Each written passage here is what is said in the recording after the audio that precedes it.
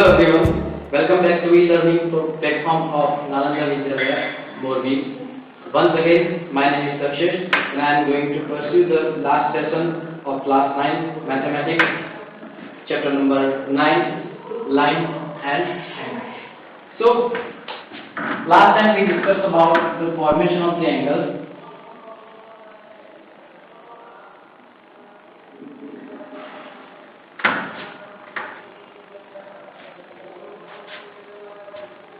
I just want to revise you that how to represent this angle. I can write the name of this angle symbolically with angle O. Either it can be written as angle A, O, B, the same one, angle A, starting from A, then O, then go to the B, A, O, B. You can divide that. You can start with the B also. So angle B, O, A. B, O, A. So I can represent the name of the angle in the three different manners, and they are representing the same angle, which is the angle O. So that was the formation of angle, and some types of angle, starting from the acute angle, obtuse angle, straight angle, then reflex angle, then zero angle we have seen, and many more like adjacent angles, then parallel angle, vertically opposite angle. Today we are going to start a new topic. It is called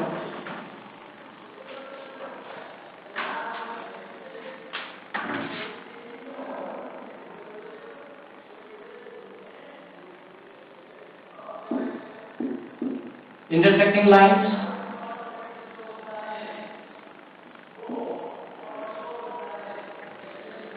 and non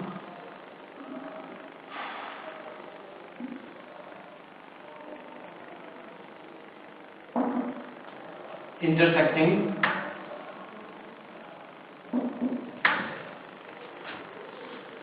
intersecting line किसे कहते हैं और non intersecting line किसे कहते हैं, ये भी आपको पता ही है, सिर्फ एक बार रिवाइज कर देते हैं, इसकी कोई डेफिनेशन नहीं है, बस आपको मैं फिगर के ऊपर से आपको ड्रॉ करके दिखा देता हूँ कि जब ये कोई एक लाइन होती है, let me take line L and I'm drawing one another line M.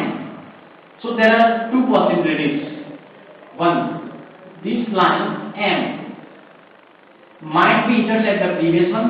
Intersect means it will touch at a point. Let me take the point O. मतलब ये लाइन को दूसरी लाइन या फिर एक पॉइंट पे इंटरसेक्ट करती है, टच करती है.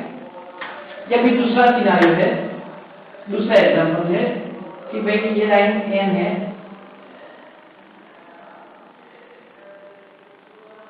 और ये लाइन K है.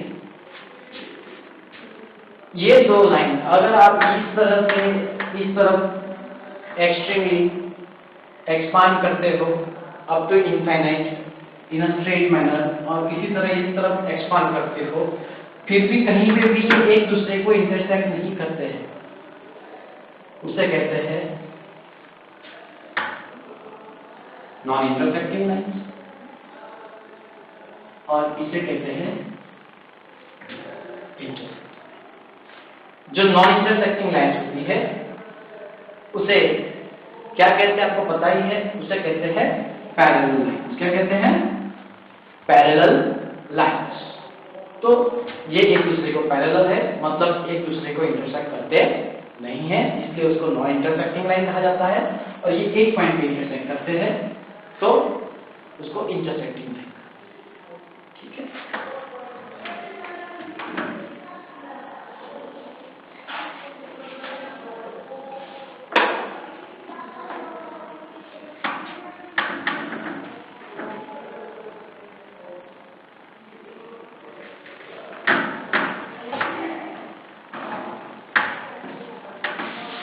हम अपने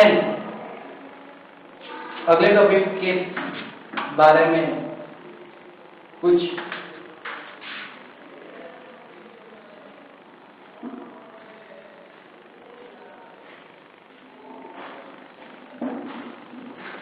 बात करेंगे। Pairs of angles last time हमने पढ़ा था कि हमने लीनियर पेयर देखा, एडजेसेंट एंगल्स देखा। इस बार हम जो यहाँ पे पेयर्स ऑफ एंगल पढ़ने वाले हैं वो कुछ डिफरेंट तरीके से है। यहाँ पे हम पहला टॉपिक है हमारा पेयर्स ऑफ एंगल के अंदर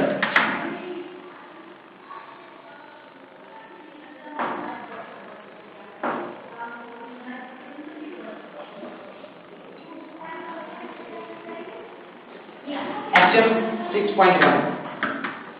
ये बस एक टाइटल है। एक्सियम का मीनिंग क्या होता है वो आप प्रीवियस क्लासेस के अंदर पढ़ चुके हो, अगर नहीं तो मैं आपको बस एक छोटा सा इंट्रोडक्शन देने वाला हूँ कि भाई किसे हम एक्सियम कहते हैं। तो मैथमेटिक्स के अंदर कोई ऐसा स्टेटमेंट या फिर कोई ऐसी लाइन जो हम एज ए ट्रूथ एक्सेप्ट करते हैं कि वो सही है, उसको प्रूव करने की जरूरत नहीं है, उसे हम कहते हैं axiom.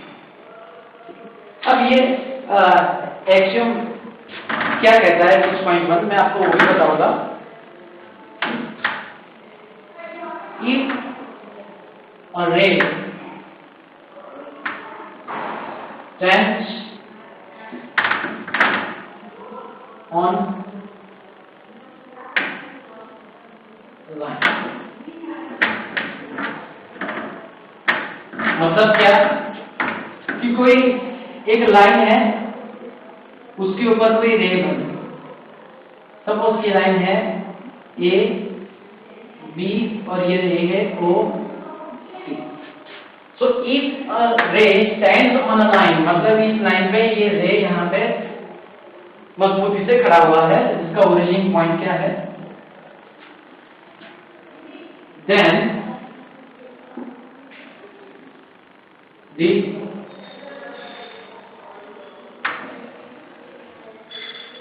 Some of the angle so formed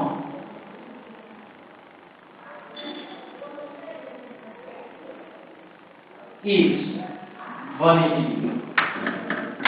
पहले तो मैंने समझाया कि भाई रे स्टैंड ऑन अ लाइन, मतलब एक रे जो है वो रे ओसी भी रे ओसी सॉरी रे ओसी is standing on line AB। रे ओसी है जो लाइन AB पे खड़ी हुई है।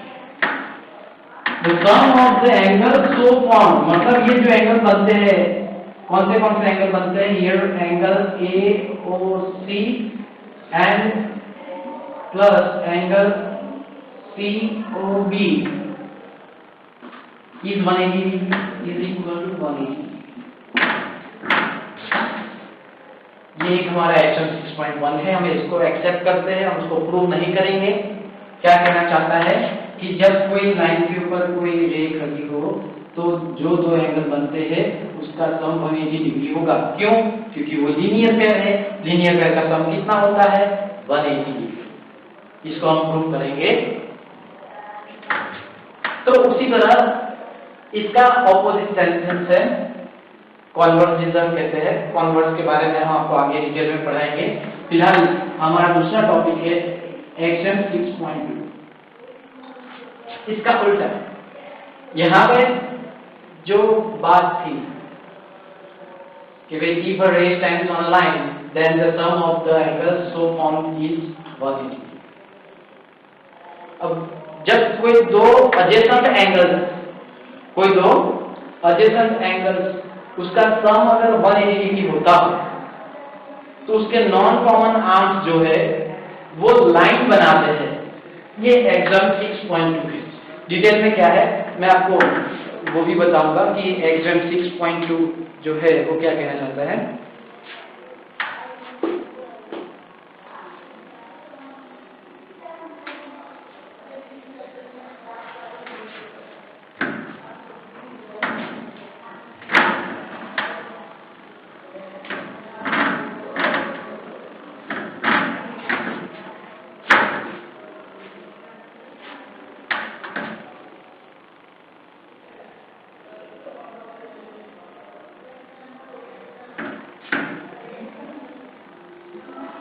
if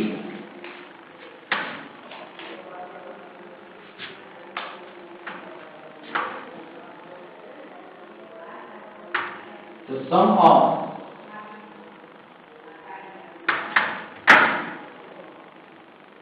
two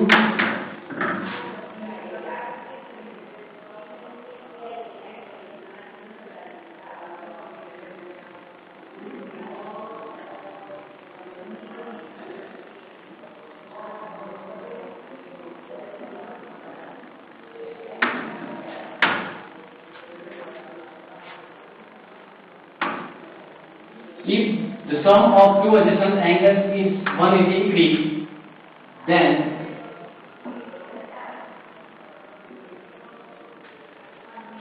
the non-common arms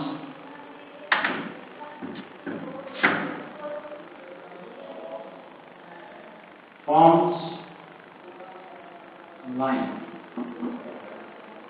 Non-common arms of the angles. Sorry. जैसे कि मैं बता रहा हूं कि if the sum of two adjacent angles is 180 degree, then the non-common arms of the angles forms line. मतलब ये दो adjacent angles सपोज के ले लेते हैं, इन दोनों का सम 180 डिग्री होता है। तो नॉन कॉमन आर्म मतलब क्या, ये कॉमन आर्म है, नॉन कॉमन आर्म मतलब ये दोनों आर्म जो है वो क्या बनाते हैं, लाइन। हालांकि कल लास्ट टाइम जो बात हुई थी वो एक्सरसाइज 6.1 की एक लाइन के ऊपर एक रे खड़ा हो तो दो जो एंगल होते हैं उसका सम 180 डिग्री होता है। तो अगर पास पास वाले जो एंगल का सम जब 180 डिग्री होता है तो जो अनकॉमन आर्म है, नॉन कॉमन आर्म है, वो क्या बनाएगी, लाइन बनाएगी। सिंपल सी बात है। ये एक्सरसाइज 6.1 और 2 दोनों आपको खैर नोटबुक में कॉपी करना है, लेकिन मैं आपको बताऊंगा कि आपको क्या क्या कॉपी करना है। That will be at last, so don't be Hari in writing. So you have to memorize, you have to learn the exercise 6.1 and exercise 6.2 as they are the part of short question, maybe fill in the blanks in the MCQ.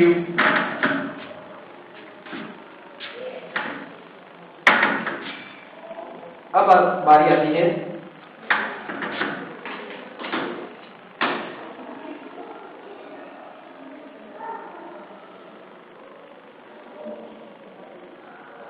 Theorem 6. अब theorem 6.1 क्या कहना चाहता है कि two lines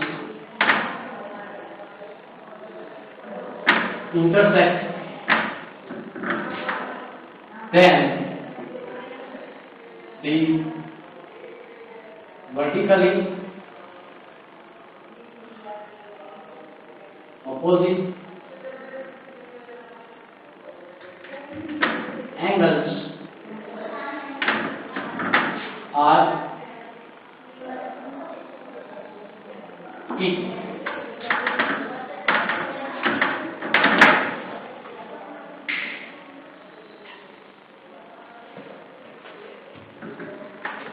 तो ये क्या कहना चाहता है, मैं फिर से रीड करता हूं। If two line intersect each other, intersects each other, then the vertically opposite angles are equal. अब ये जो थियरम है उसको प्रूव करने के बहुत सारे हिस्से हैं, पार्ट्स, ठीक है। तो इसको कहते हैं स्टेटमेंट। कभी कभार स्टेटमेंट एग्जामिनेशन के अंदर नहीं दिया जाता है, स्टेटमेंट आपको खुद लिखना पड़ता है। वो कौन से थियरम है उसके बारे में हम बाद में चर्चा करेंगे। कभी कभार स्टेटमेंट आपको क्वेश्चन पेपर के अंदर दिया जाता है। जब स्टेटमेंट दिया जाए तो कोई टेंशन नहीं है, लेकिन जब स्टेटमेंट ना दिया जाए तो आपको स्टेटमेंट लिखना पड़ता है, उसका अलग से मार्किंग होता है। सपोज कि ये आपको स्टेटमेंट दिया गया है, अब आपके उसके पार्ट्स होते हैं। कौन से पार्ट है? तो सबसे पहला है डेटा। सबसे पहले क्या डेटा का मतलब क्या होता है कि जो क्वेश्चन पूछा गया है, क्वेश्चन के अंदर जो दिया गया है उसे कहते हैं डेटा। तो यहाँ पे डेटा क्या है? If two line intersect each other, तो मैं लिखता हूं कि भाई यहाँ पे line A B and line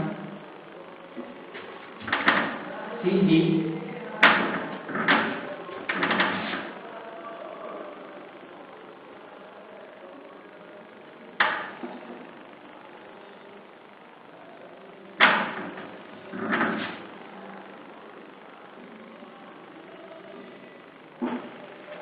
जो दिया गया है कि लाइन ए बी और लाइन सी डी एक दूसरे को इंटरसेक्ट करते हैं, कहाँ पे?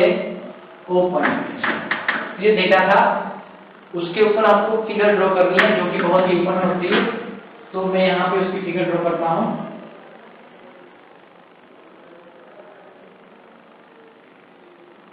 ए O B C D.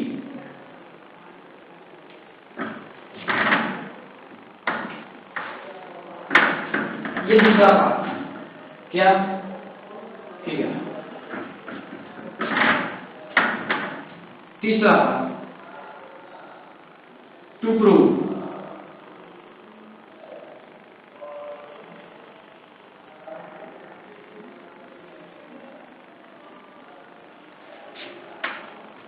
To prove मतलब क्वेश्चन में क्या फाइंड करना है, हमें क्या प्रूव करना है वो यहाँ पे लिखना है। हमें क्या प्रूव करना है? देखो यहाँ पे लिखा गया है कि if two lines intersect each other then the vertically opposite angles are equal। हमें ये प्रूव करना है। वर्टिकली ऑपोजिट एंगल्स यहाँ पे कौन से हैं? तो आप देखेंगे कि ये जो 1 कर रहा हूँ और 2 कर रहा हूँ, ये दोनों वर्टिकली ऑपोजिट एंगल्स है। लास्ट टाइम हमने उसके बारे में चर्चा की है। तो angle A O D is equal to angle C O B and दूसरा भी है, दोनों पैर की बात कर रही है तो हम दोनों लिखेंगे यहाँ पे angle A O C is equal to angle B O. यहाँ पे मैं सी ओ बी लिख देता हूँ ताकि बी ओ सी लिख देता हूँ, सॉरी, ताकि कंसिस्टेंसी रहे। पहले ए फिर C B C A C B N D, sequence में रहे इसलिए। ठीक है, आखिरी क्वेश्चन होता है प्रूफ का। डिपेंड करता है कि कितने मार्क्स का थियरम है, उसके हिसाब से आपको डेटा टू प्रूफ फिगर के मार्क्स सेपरेटली कट करके मिलते हैं। सपोज कि ये थियरम 5 मार्क्स में पूछा जाए तो डेटा टू प्रूफ और फिगर तीनों के आपको 2 मार्क मिलते हैं और प्रूफ के बाकी के मार्क्स आपको मिलते हैं। तो ये कितने मार्क्स का थियरम है वो डिपेंड करता है एग्जामिनर पे कि वो इस थियरम को 3 मार्क में भी पूछ सकते हैं, 4 मार्क में भी पूछ सकते हैं। ठीक है, तो इसके बारे में हम बाद में बात करेंगे। पहले से प्रूफ के लिए हम शुरुआत करते हैं। कहाँ से शुरुआत करते हैं कि इन दोनों में से कोई एक को हम प्रूव कर देते हैं। ठीक है, यहाँ पे आपको बताया गया था कि लाइन ए बी है और ये बी जो है रे ओ डी, ये एक रे है जो कि किसके ऊपर खड़ा है? लाइन ए बी के ऊपर खड़ा है। ठीक है, तो हम यहाँ पे लिख सकते हैं कि भाई here ray O D standing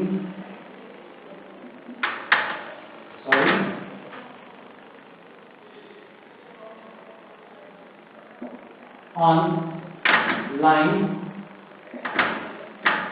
AB। अभी भी हमारा एक्शन 6.1 था कि जब भी कोई लाइन के ऊपर कोई रे खड़ा होता है तो दो जो एंगल्स होते हैं उसका सम होता है कि होता है 180 डिग्री, मतलब ये दोनों लीनियर पैर है, इन 1 और 2 का सम जो होता है वो होता है 180 डिग्री। और यहाँ पे लिखेंगे therefore angle AOD plus angle BOD is equal to 180 degree. This is the number. That was the first line. That was the second line. Also, क्या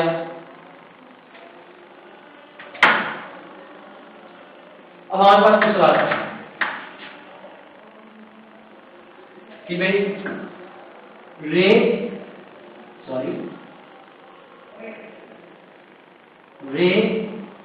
OA is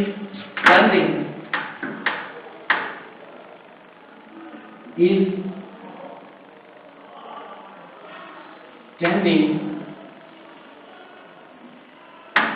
on line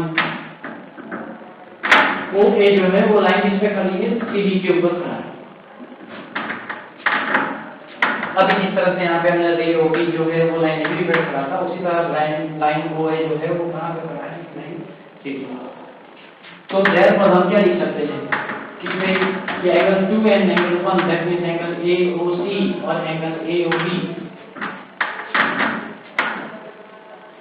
angle AOC plus angle AOD is equal to 180 degree.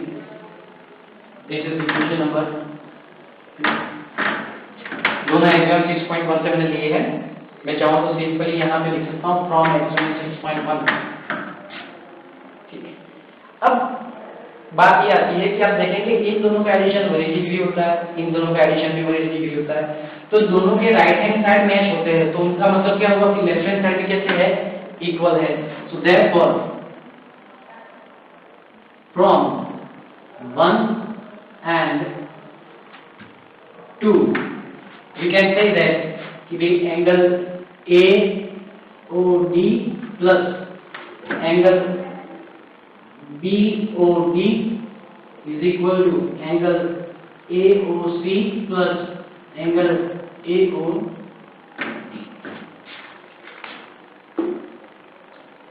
अब यहाँ पे गौर से देखिएगा कि दोनों side पे angle AOD और एंगल AOD दोनों एलिमिनेट हो जाते हैं, इक्वल है तो एलिमिनेट हो जाएंगे। तो क्या बचता है, तो हमारे पास बचता है कि भाई angle BOD is equal to angle BOC, that means what, therefore angle BOD is equal to angle AOC।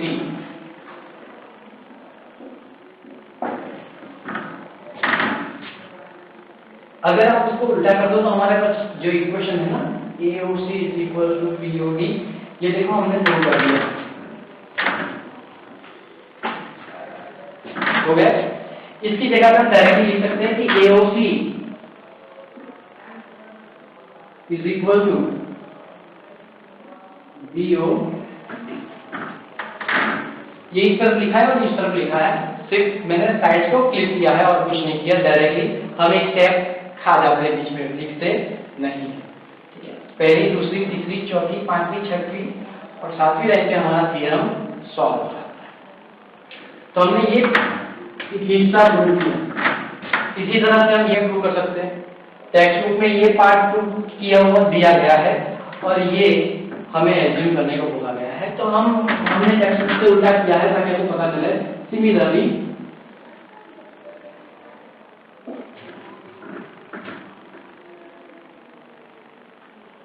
we can prove that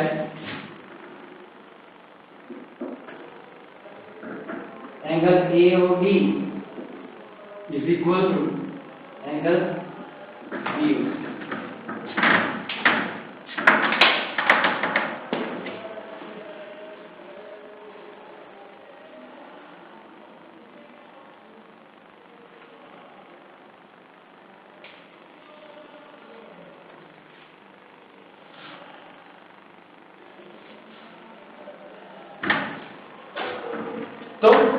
अब गौर से एक बार देखिएगा, फिर से if two lines intersect each other, line AB और लाइन CB जो एक दूसरे को इंटरसेक्ट करते हैं, then the vertically opposite angles, कौन से vertically opposite angle है, AOB and COB are the vertical pair of vertically opposite angle, and second one is AOC and BOD, that is the second pair of vertically opposite angles.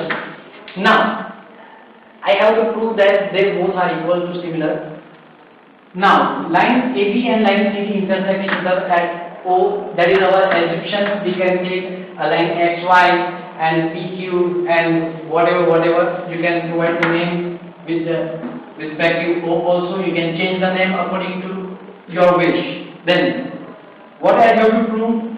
That is angle AOD is equal to angle BOC and angle AOC is equal to angle BOD, they are the pair of vertically opposite angles. तो सबसे पहले exercise 6.1 में हमने देखा कि जब कोई line पे कोई रे खड़ी रहती है तो इन दोनों जो एंगल्स होते हैं वो दो एंगल का सम जो होता है 180 डिग्री होता है। तो हमने बता दिया कि भाई रे ओडी, ये जो रे ओडी है वो लाइन बीडी के ऊपर है, मतलब क्या, तो AOD और BOB इन दोनों का जो सम होगा वो कितना होगा, 180 डिग्री होगा, जो मैंने यहाँ पे मेंशन किया कि AOD plus BOD is equal to 180 degree. Now, moving forward. Also, ray OA is standing on line CB. Same to same scenario, different ray और different line के साथ और एक्शन 6.1 का इस्तेमाल करते हुए मैंने एक और रिजल्ट देखा। इन दोनों रिजल्ट्स के राइट हैंड साइड में देखेंगे तो 180 है जो कि इक्वल है, ताकि हम देख ये राइट हैंड साइड इक्वल है तो मतलब लेफ्ट हैंड साइड भी इक्वल होगी।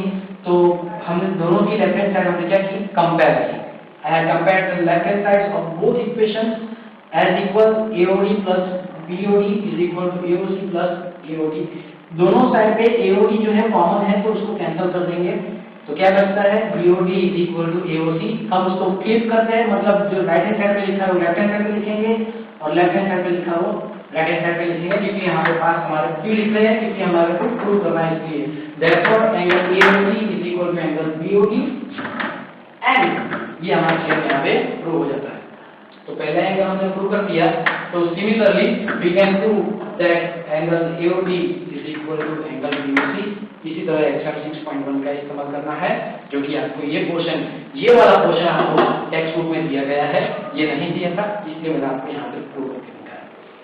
तो आपको क्या करना है, यहाँ पे आप वीडियो को पॉज करेंगे, थ्योरम 6.1 टाइटल लगाएंगे, उसका स्टेटमेंट लिखेंगे, स्टेटमेंट लिखने के बाद डेटा टाइटल लगाना है, डेटा लिखेंगे, साइड में फिगर ड्रॉ करेंगे, फिगर आप डेटा के नीचे भी ड्रॉ कर सकते हैं।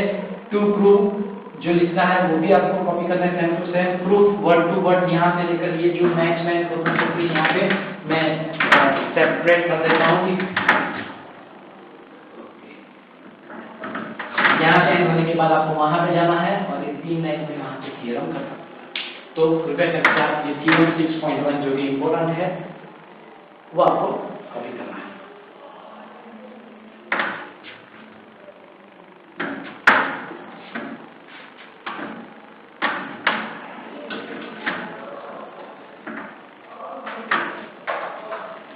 मैक्सिमम 3 या 4 मार्क में ये थ्योरम पूछा जा सकता है। सेम टू सेम एक ऐसा दूसरा थ्योरम भी है जो कि 3 या 4 मार्क में पूछा जा सकता है, angle sum property of triangle, वो आपको नेक्स्ट पोर्शन में आएगा, इसके बारे में अभी हम कोई टेंशन। फिलहाल हमारा थियोरेटिकल एक छोटा सा हिस्सा हमारा यहाँ पे खत्म होता है। अब हम आगे की ओर बढ़ेंगे, जो पेयर ऑफ एंगल जो हमारा टॉपिक था वो यहाँ पे खत्म होता है। हम नए टॉपिक की ओर बढ़ेंगे और वो है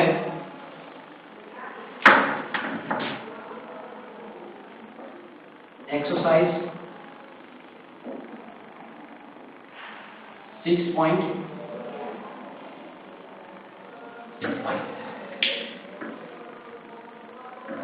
इस पूरे यूनिट में कोई भी सम आपका बहुत ही डिफिकल्ट नहीं है, बस थोड़ा सा लॉजिक दोहराना है, फिगर को समझना है, लॉजिक दोहराने के बाद उसका आंसर आपके हाथ में ही होगा। वो डिपेंड करता है कि आप किस तरह से उस क्वेश्चन को देखते हो, उस तरह से आपको उसका आंसर मिलेगा। तो ज़्यादा समय ना गवाते हुए हम हमारे अगले टॉपिक एक्सरसाइज 6.1 क्वेश्चन नंबर 1 की ओर आगे बढ़ते हैं। मैं पूरा क्वेश्चन और फिगर यहाँ पे आपके लिए ड्रॉ कर देता हूँ। Question number 1 in given figure 6.13 lines AB and CD intersect at O.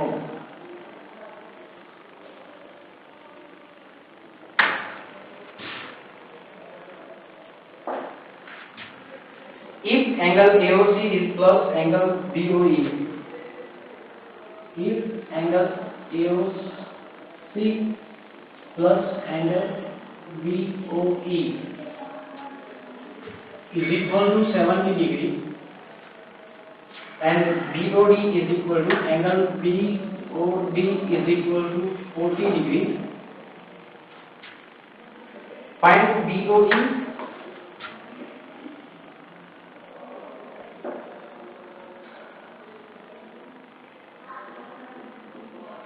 and reflex COE.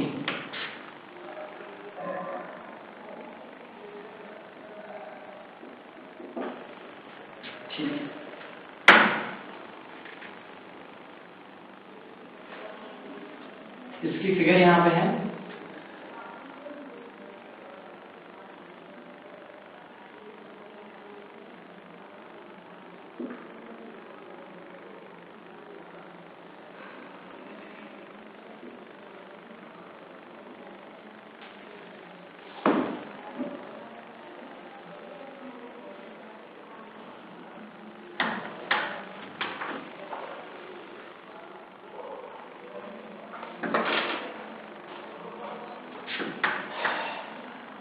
यहाँ पे मैं आंसर की शुरुआत करता हूँ। आपको रफ नोटबुक के अंदर सबसे पहले फिगर कॉपी करनी है, फिर इसका आंसर। क्वेश्चन फिलहाल रफ बुक के अंदर मेंशन करने की जरूरत नहीं है, तो आपको FNB के अंदर ब्लैक पेन से क्वेश्चन लिखना है और ब्लू पेन से आंसर लिखना है, और पेंसिल और स्केल की प्रॉपर ज्योमेट्रिकल जो कंपास बॉक्स आता है आपको, उस कंपास बॉक्स की हेल्प से आपको फिगर ड्रॉ करनी है। कोई हाथ से फिगर ड्रॉ करेगा नहीं, ठीक है। अब बात आती है सबसे पहले कि एंगल BOE फाइंड करना है। कौन सा है? BOE, बीस एंगल। क्या दिया गया है मैं आपको बता दूं कि angle BOD, this angle is given to you, that is what? 40 degree। AOC और BOE का आपको जो AOC और BOE इन दोनों का सम आपको दिया गया है। कितना दिया गया है? 70। क्या क्या हो सकता है मैं आपको बता देता हूँ। सबसे पहले अगर मैं यहाँ पे E सपोज नहीं है, इसको आप भूल जाओ, तो ये 40 डिग्री है, फिर vertically pair of opposite angle हुआ तो ये भी कितना हो जाएगा? 40 डिग्री हो जाएगा। ठीक है, सिंपल। अब यहाँ पे E आता है, इन दोनों का सम है कितना? 70 में से ये 40 निकाल दो, मिल गया आपको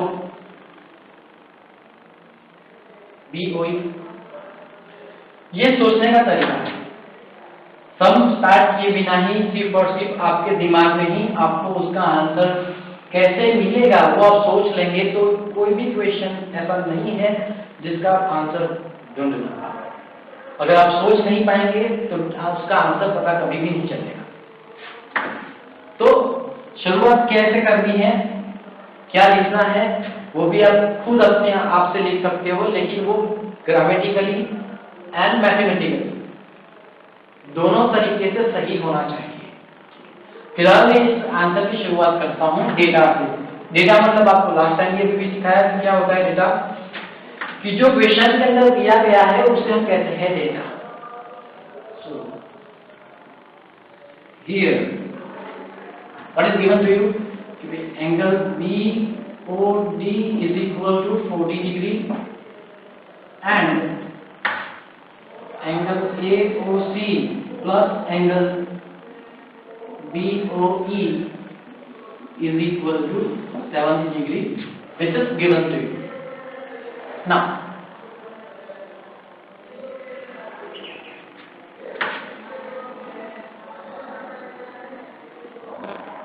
here angle BOD is equal to angle AOC. BOD is equal to angle AOC. क्यों? क्योंकि वो क्या है? Pair of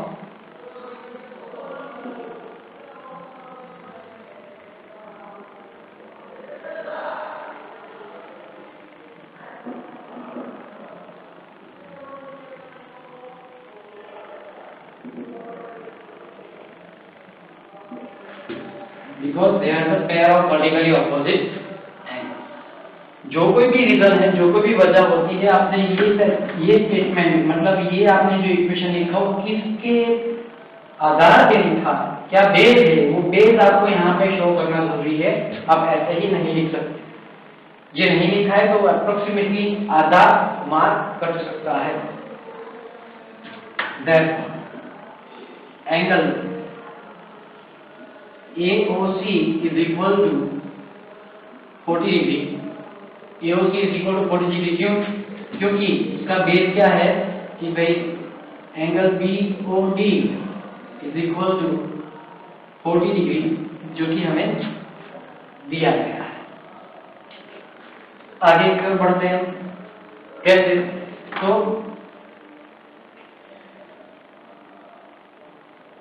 angle AOC plus angle BOE is equal to 70 degree.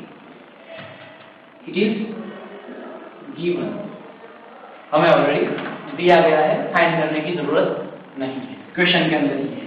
Therefore AOC की वैल्यू हमें 40 डिग्री है। 40 degree plus angle BOE is equal to 70 degree.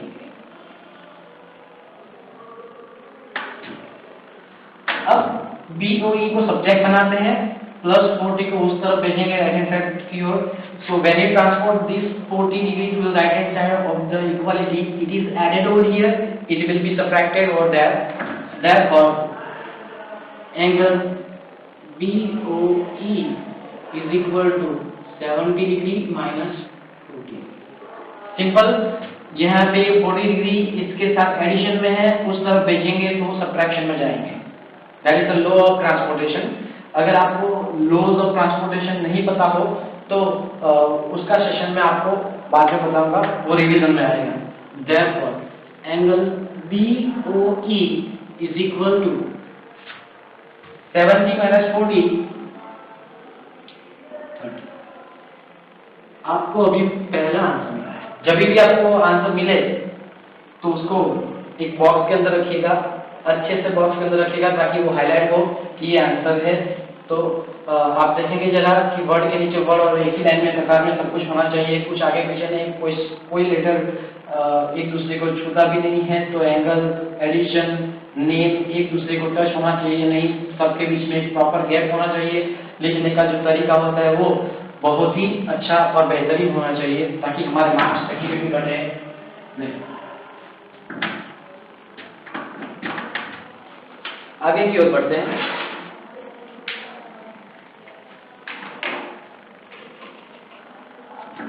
ठीक है, ये है तो हमारा पहला सेशन। दूसरा सेशन क्या है कि फिर reflex angle COE।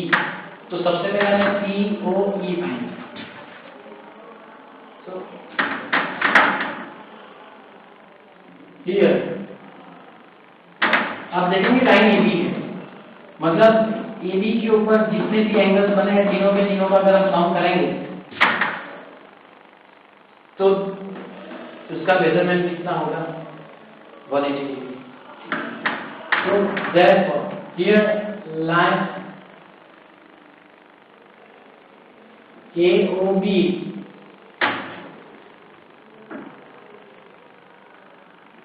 A dash O dash B forms a line। आपको क्लियर दिखता है कि लाइन बन रही है। तो इनके तीन एंगल जो है उन तीन का सम करेंगे तो कितना होगा 180 डिग्री होगा। तीनों की तीनों जो होगी वो लीनियर साइड बन जाएगी। therefore angle AOC plus angle COE, देखो यहाँ पे क्वेश्चन है COE plus angle BOE is equal to 180 degree. ऊपर हमने इधर लिखा ही है तो ये इस वजह से लिखा, उसको मेंशन करने की जरूरत नहीं। अगर हम यहाँ पे रीजन नहीं लिखते तो यहाँ ब्रैकेट के अंदर इसका रीजन लिखना बहुत ही आवश्यक है। अब आगे की बात करें कि यहाँ पे आप AOC ये और BOE ये इन दोनों का सम ऑलरेडी दिया गया है 70 डिग्री। मतलब कि क्या angle COE plus 70 degree is equal to इन दोनों का सम 70 है। तो हमें इन दोनों का सम जो है लिख दिया है 70 डिग्री। फिर से इस तरह यहाँ से लिख कर हमने BOE को रिप्रेजेंट किया था, उसी तरह COE को सब्जेक्ट बनाएंगे और angle COE is equal to 180 degree minus 70।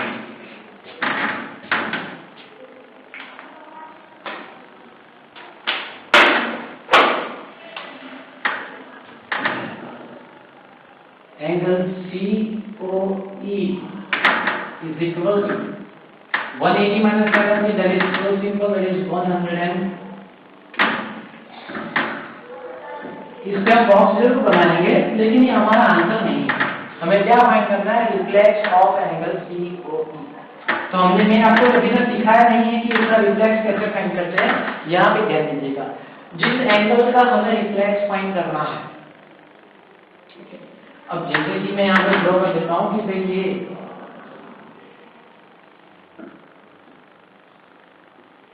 COE है 110 degree.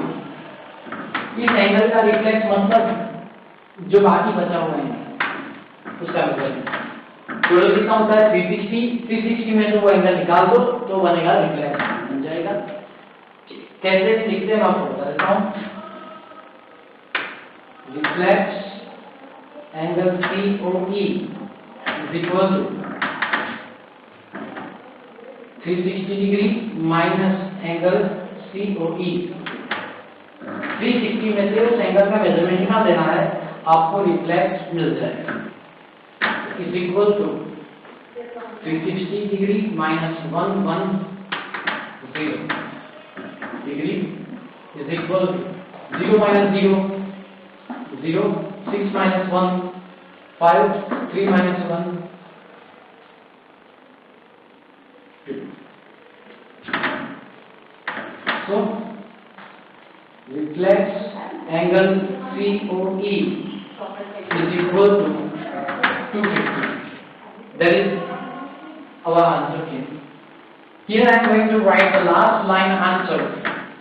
That is also one of the most important part of the question. You have to write the last line answer according to question. Find BOE. Therefore, angle BOE is equal to 30 degree. And what is the second question? Reflex COE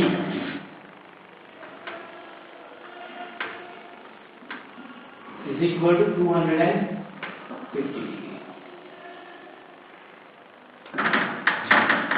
ये हमारा last line answer है। यहाँ पे question खत्म होता है।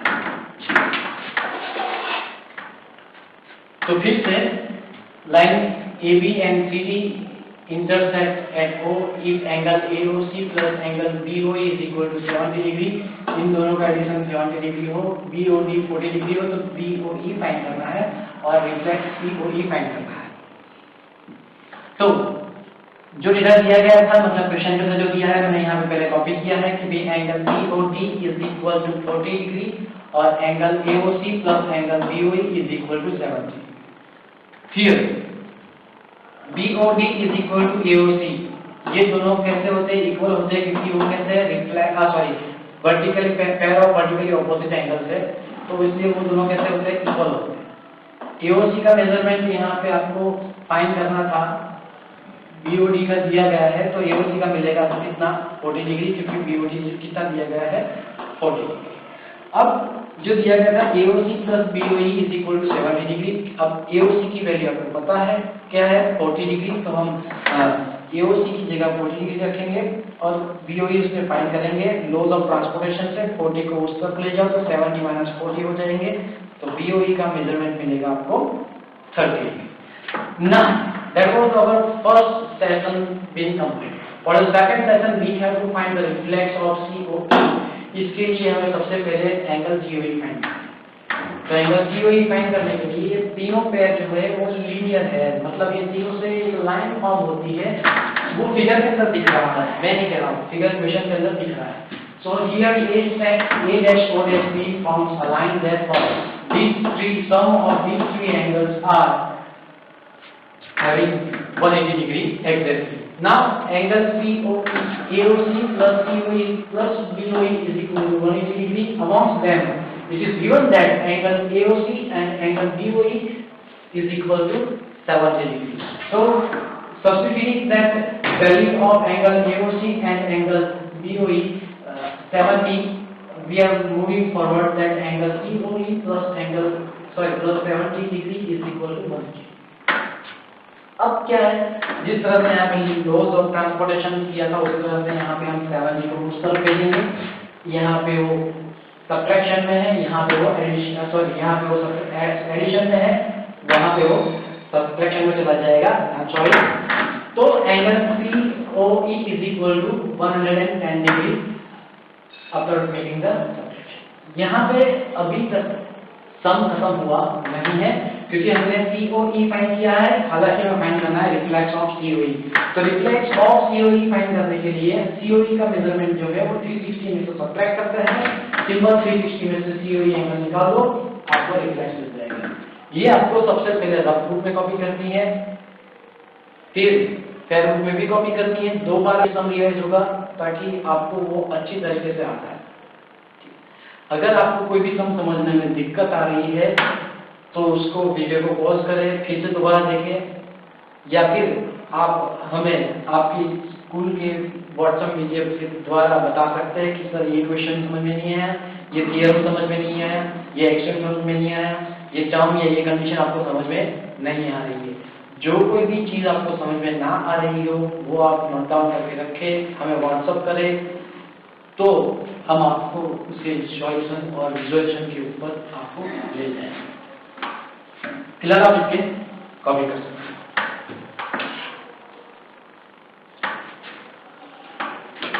हम पढ़ेंगे अपने अगले question number 2।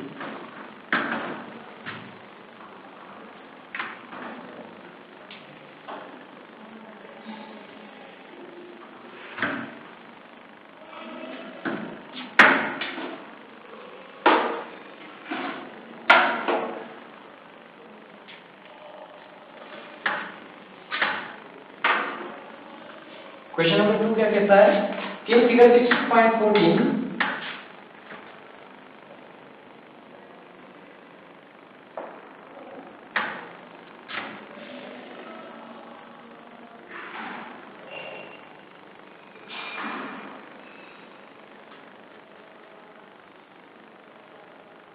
lines XY and MN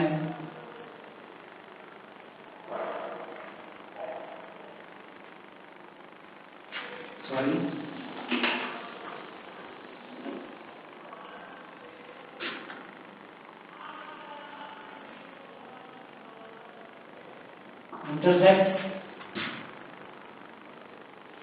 at O. If angle POY is equal to 90 degree and A/B is equal to 2:3, find सी, हमें सी फाइंड करना है। यहाँ पे फिगर ड्रॉ कर देता हूँ मैं उसकी।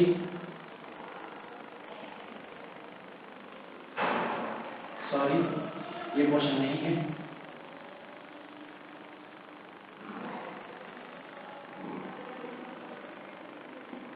X N Y P A B, यहाँ पे है right angle.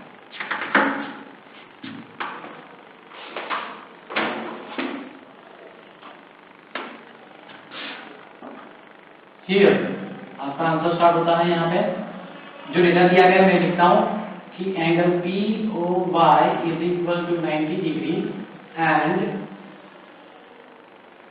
A is to B is equal to 2:3। ये इक्वल वाले सम बहुत ही आसान होते हैं क्योंकि हमें पीछे x लगा देना होता है, वो कॉमन है सब जगह पे, वो 9, 10 सभी जगह पे आपको काम आएगा। कैसे मैं आपको वो भी बताता हूँ। अब पी और वाई जो है 90 डिग्री है ये वाला, तो आप देखो एक्स वाई एक लाइन है और ये जो है वो लिखना भूल गया, रे OP tends on line x 6.1। ये जो मैं सिंपल सी बात कर रहा हूँ कि भाई हम इसकी चर्चा कर रहे हैं, x y और ये रहा b, ये रहा। अभी इस लाइन को भी भूल लो, ये है 90 डिग्री, तो ये कितना होगा 90 डिग्री, क्योंकि इन दोनों का एडिशन कितना होता है 180 डिग्री। क्यों? एक्सियम 6.1 के हिसाब से। Therefore angle POX plus angle POY is equal to 180 degree. मैं फिगर आपको दूसरी बार इसलिए ड्रॉ कर रहा हूँ क्योंकि यहाँ पे लाइन ML की जरूरत नहीं है, तो मैं ड्रॉ करता नहीं। Therefore angle POX plus 90 degree, which is already given to you, is equal to 180 degree. I am making the subject POX, मतलब कि plus 90 को उस तरफ भेजेंगे तो हो जाएगा minus 90, laws of transportation. Therefore, angle POX is equal to 180 degree minus 90. Therefore, angle POX is equal to 90. ठीक है, POX। अब मैं यहाँ पे आपको सिर्फ और सिर्फ POX ड्रॉ करके दिखाता हूँ। POX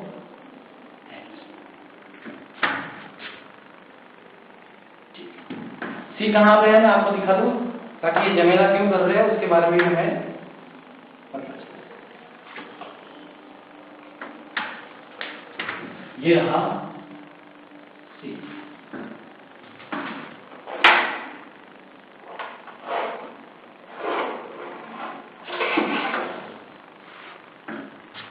बी का मेजरमेंट कर लो तो सी का पता चल जाएगा, ए का मेजरमेंट कर लो तो भी सी का पता चल जाएगा। डिपेंड करता है कि आप उसको किस तरह से आंसर को आगे जस्टिफाई करने वाले हैं।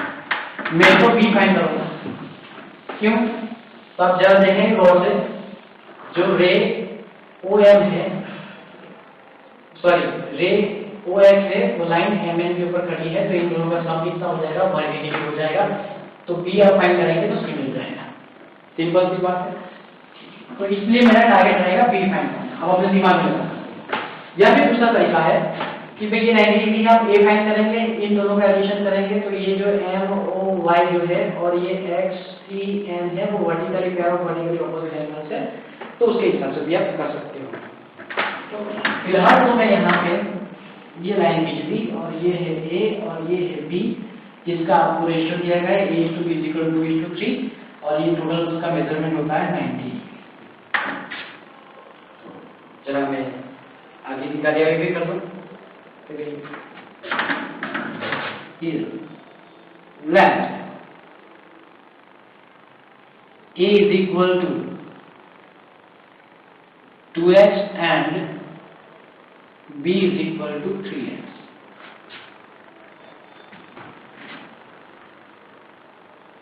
Here angle we can have P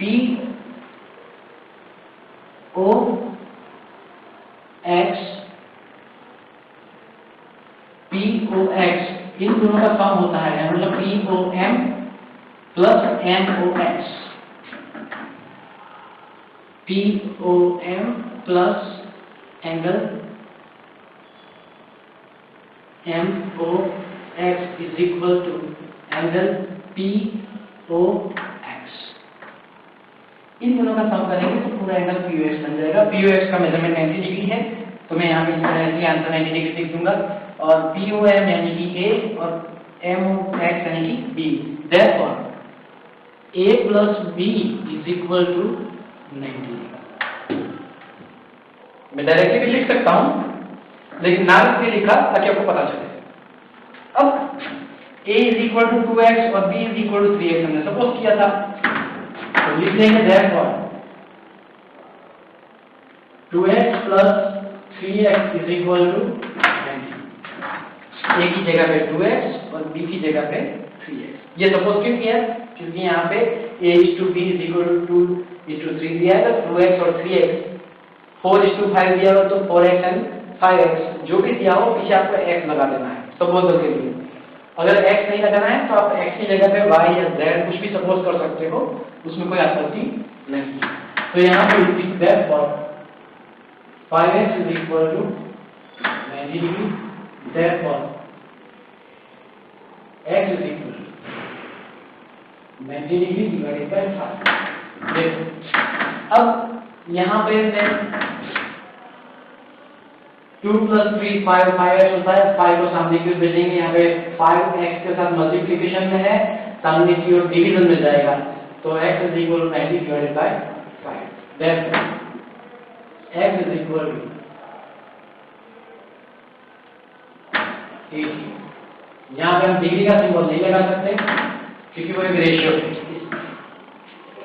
हमें यहाँ पे b पता करना है कि b क्या है, so therefore b is equal to 3x is equal to 3 multiplied by 80 is equal to 54। Then b is equal to 54 degree. ये आपको दूसरा पॉइंट मिला। B और C लीनियर पेयर है, दोनों का एडिशन कितना होता है 180 डिग्री। क्यों? क्योंकि यहाँ पे MN जो है वो लाइन है, नया topic B plus C is equal to 180 degree